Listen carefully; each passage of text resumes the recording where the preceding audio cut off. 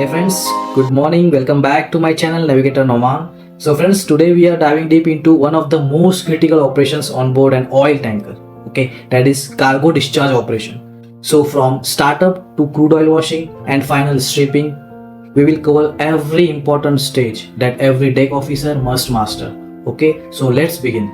So friends, on completing this chapter, you will have an understanding that why the startup stage is extremely critical, how the proven pressure capacity of the pumps, valves and line system is important when discharged at full rate. The aim of the ballasting stage, the main aim and concern of crude oil washing, why the ship's trim and the discharge pressure of the cargo pumps is important during stripping. The key features of the three cargo stripping system and their use, why pressing of ballast tank is important before departure, the ship's main concern during the final gauging of cargo tanks after the discharge, then the importance of the final line clearing of the cargo hose in the startup phase of the discharge operation, what extremely critical measures ensure the tank's atmosphere does not go into the negative pressure, and that any leaks into dry pipes and valves are quickly detected. The discharge operation normally commences according to the following procedures: formalities with the port authorities, terminal loading master, completed cargo hoses arms, well connected cargo surveyors. So when the lining up is completed and it is confirmed the inert gas plant is also running satisfactorily, then the chief officer will report to the loading master, okay, and vessel is ready to start pumping. So the loading master orders the vessel manifold to be open according to the agreed plan. So when the manifold valves are confirmed open, the loading master will orders discharge to be commenced at slow rate for line displacement. The cargo pump or the pumps are now being started either by the chief officer, duty officer or pump man. Okay, it is also done in close cooperation with the duty engineer. So when the cargo pump or pumps are running, the inert gas is open to the deck lines, and the duty deck officer, pumpman or the deck crew, whoever is there on the deck, so during this sequence they should check that the cargo oil passing through the manifold and check valves, lines to ensure that there is no leakage, okay, and when the cargo oil enters. Now once all lines and valve setting have been proved that they are free of leaks and the discharge operations have stabilized at a low rate, so at that time, what is the main risk when the pump revolutions are raised to full discharge rate? When the loading master confirms that the oil flow is as planned and that the line displacement is completed, so he instructs the vessel to slowly increase the discharge rate to the maximum as agreed upon in the discharge plan. Now, in order to utilize the cargo pump's capacity and operate them correctly, either in series or in parallel, it is very important to understand the pump's characteristics and know the shoreline and reception facility at this stage. Because as the discharge has reached the maximum agreed capacity, it is very important to check the pumps and the cargo lines in order to discover any leaks caused by the damaged flange, gasket or pipes hole due to corrosion or pitting. Now, what are the four main aims of taking in water ballast considered in the discharge plan, which decides when to start taking in ballast during discharging? When to start taking on ballast depends on the discharge rate, hull stresses, air draft or freeboard, or the limitation on the fixed discharge arms on the terminal. Then trim requirement for stripping, and also often a terminal requirement that the vessel may leave the berth immediately during an emergency. Okay, so this was considered in the ship shore meeting and will be found in the discharge plan. Now, in order to save the fuel cost, taking on ballast by the gravity in the first few hours of the ballasting operation may be considered. Ballast in the double hull ballast tank is completely segregated from the cargo tank and piping, and is therefore ideal for adjusting the trim. In connection with crude oil washing and the final stripping of the cargo tanks, all ballast handling is required to be recorded in the ballast water management plan as per the IMO. Now, what are the 6 main aims and the concern in the crude oil washing operation? The crude oil washing operation is a demanding task, okay, and that requires the full attention from all the duty deck personnel the terminal requires to be informed when the crude oil washing starts, and it is to be updated during the operation and once the operation is completed. Okay, after the complete of discharge, the sufficient tank shall have been crude oil washed in accordance with the crude oil washing operational manual also. Now the designated heavy weather ballast tanks cleaned to take on ballast in the bad weather for the new double hull tankers. The required number of the tanks to be crude oil washed every discharge approximately 1/4 of the total number of the tanks, including the tanks which are dedicated to take heavy weather ballast. Okay, so the remaining tanks to be crude oil washed on the rotation basis. And the sludge control routines, for the sludge control purposes, no tanks needs to be crude oil washed more than once in every 4 months. And the static electricity to avoid the excessive electrostatic generation in the washing process due to the presence of water in the crude oil washing fluid. So the contents of any tank to be used as a source of crude oil washing fluid must first, it is to be discharged by at least 1 meter from the bottom. Okay. Now any tank which is used as a slop tanks on the previous ballast voyage, that is completely discharged and it is refilled with the dry crude oil. If the tank is to be used as a source of washing fluid, the vapor generation and the VOC emissions in order to minimize the vaporization of the volatile organic compounds, while crude oil washing on a closed cycle washing from a dedicated slop tank, the reusing a fixed quantity of the oil is preferable to bleeding of the fresh crude oil from a tank during its discharge. Now the inert gas pressure and the oxygen content before the starting crude oil washing, it is required to measure the tank atmosphere to ensure that the oxygen content does not exceed 8% and the oxygen content in the inert gas supply does not exceed 5%, and it is throughout the entire discharge and the crude oil washing operation. Now it is very important to monitor the inert gas pressure also. Okay, if the inert gas system fails, the discharging operations and crude oil washing is completely stopped. Okay, until the inert gas system is working satisfactorily again. All the crude oil washing machines need to be regularly function checked during the operation, and the necessary adjustment of the drive unit program for correct washing pattern and the cycles are to be carried out according to the discharge plan. Effective stripping throughout. Finally, the sludge sediment at the bottom is effectively removed only if it is stripped out immediately and not allowed to accumulate. The crude oil washing requirement of the MARPOL Annex 1 are comprehensive and it covers detailed technical and the design criteria. What is the minimum coverage of area to be washed? What is the capacity of the supply pumps as well as the stripping plan? Also the STCW code defines the special competence level for personnel responsible and involved in crude oil washing operation. Okay. So how does a good trim by the stern help in stripping of the cargo tanks? And how can a duty officer tell when a cargo pump's efficiency is dropping due to the gas accumulation and the vacuum stripping system? So the stripping or the final draining of the cargo tank is very important. Okay, this is the very important phase of the discharge operation. In order to achieve a satisfactory outturn of the cargo, it is very important to document that the remaining quantity in the cargo tanks, lines and the pumps are as close to zero as possible.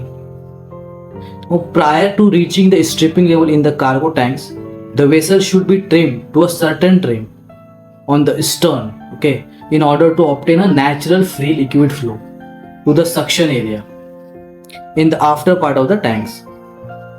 By observing the cargo pump pressure gauges, okay, the duty deck officer or the pump man who is operating the cargo pump console will get an indication by following pump pressure that the pump or the pump's efficiency are dropping because of the gas accumulation. So at this stage, it is very important to assist the pump or the pumps by starting the vacuum strip system. So friends, now what are the three main cargo stripping system in use on the crude oil tankers? So on crude oil tankers, there are three different draining and stripping system fitted.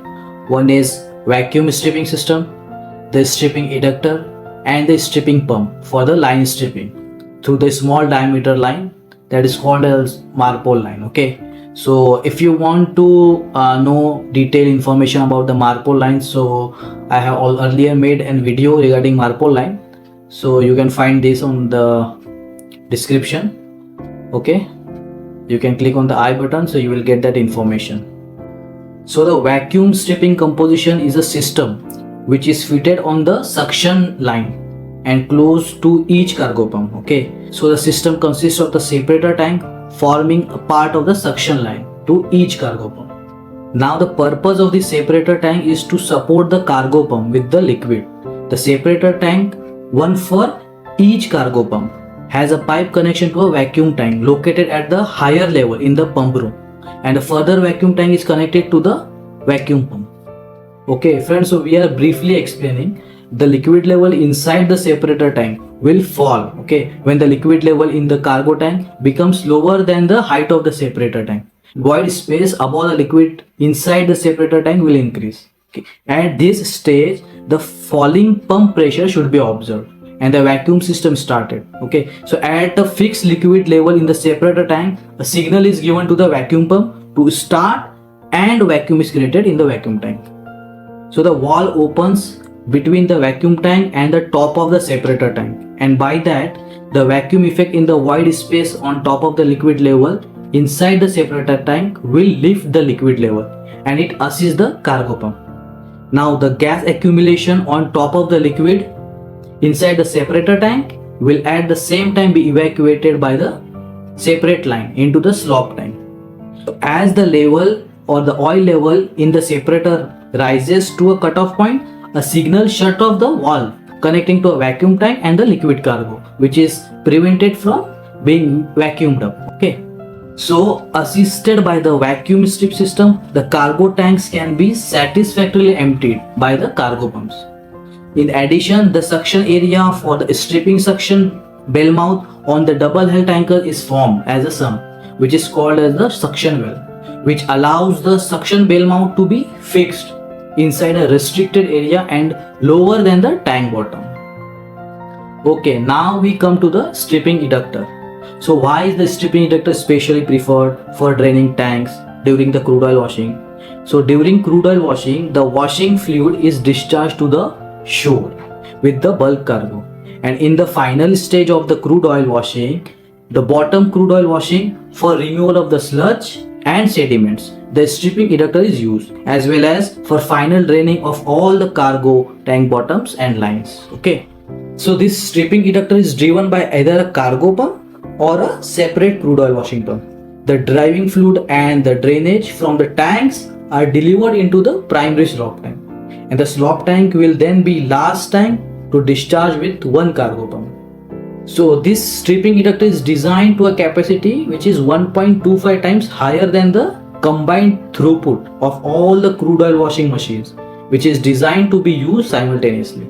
That is why it is preferred for stripping during crude oil washing. Another reason is that it creates a vacuum continuously for fluid as well as gas directly into the cargo tank.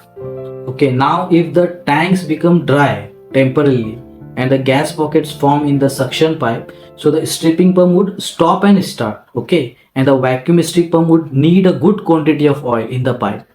So when the crude oil washing is completed, then after crude oil washing, the checklist is to be completed. Okay, and when the slop tanks are also empty, the bulk discharge is completed and the manifold wall are to be properly closed. So after the bulk discharge is completed, the final draining of the vessel, cargo pumps and the lines in the pump room and on the deck also, that is we call top lines. Okay, that shall be carried out by the means of stripping pump, normally a steam driven pump which can deliver the remaining oil to the shore through a small diameter pipeline we called as Marpole line. Okay, earlier we discussed. So this line is connected to one of the manifold line, and it is outside of the manifold gate valve in order to enable direct discharge to the shore after the manifold valve have been closed. So when the final draining through the small diameter line is completed and its valve at the manifold is also closed, the remainder in the same line is dropped via a small branch pipe to the nearest cargo tank. That is we normally call that the draining of the manifold. Okay, so that we are dropping into the nearest cargo tank. Now the discharging operation is completed. Okay, so when the draining main cargo lines, it is very important to break the vacuum, okay, which is caused at the top of the manifold by the stripping pump.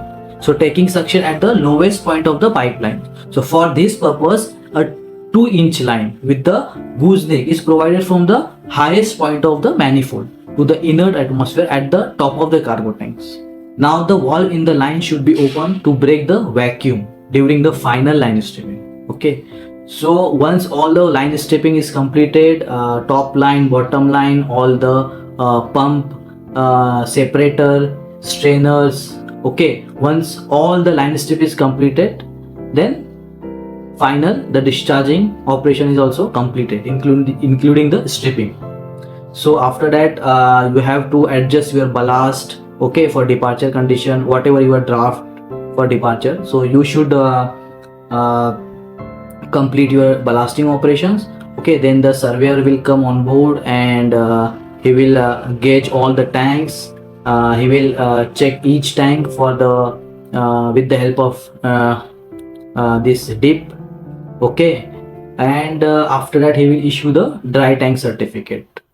Okay, so that is the discharging operations. So friends, if anything I missed in this video, so please comment in the comment section and just give your important feedback if I have missed something, so that I also upgrade myself. Okay, and of course this was the part 1 for the discharging on the oil tankers. I will make one more video, that is oil tanker discharging part 2, and in that video I will discuss about the pump efficiency, pump operations, how we can monitor the pumps during the discharging operations. Okay, so all these things I'm going to discuss with you. So friend, this was the discharging operation, and that wraps up the complete discharge operation of an oil tanker from startup to final stripping. So if you find this breakdown useful, don't forget to like, share and subscribe for more merchant navy training and sea life videos. Bye bye.